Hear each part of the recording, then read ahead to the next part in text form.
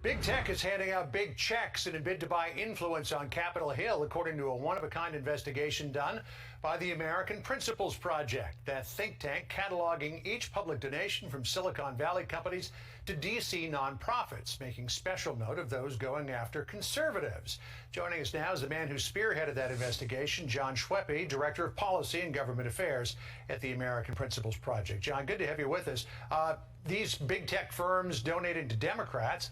There wouldn't be any surprise there, but you're targeting Republican organizations that have received some big money donations. But big tech buying influence on both sides of the aisle, shouldn't that be expected?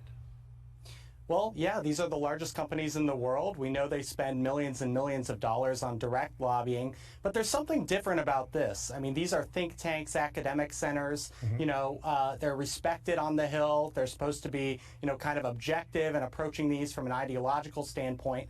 And unfortunately, what we've seen, and this has been going on for years, we see these think tanks essentially launder Google's talking points and distribute them to Hill staff, with the reputational capital of the organization doing that. And so this is something that's been going on for a while. We wanted to expose it. We've reached out to Congress quite a bit on this issue to kind of highlight some of these groups taking this money. And we hope that this bigtechfunding.org will help kind of shed some light on this. In the report that you've put together, you cite some 400 nonprofit organizations that have been targeted by big tech for influence peddling donations, I guess you put it that way, including things like the Cato Institute and the American Enterprise Institute. Right, yeah, 400. A lot of these are coming from company disclosures, but some of them from other sources, and we do know this to be true. The good news is there are some organizations, good organizations out there, like the Heritage Foundation, that used to take money from big tech. They stopped. They rejected that money last year when it became apparent that the big tech companies were interfering in the election. And we're also seeing people on the Hill, like Congressman Ken Buck, leading members of Congress to try to stop taking money from these companies. But again, these are super powerful companies.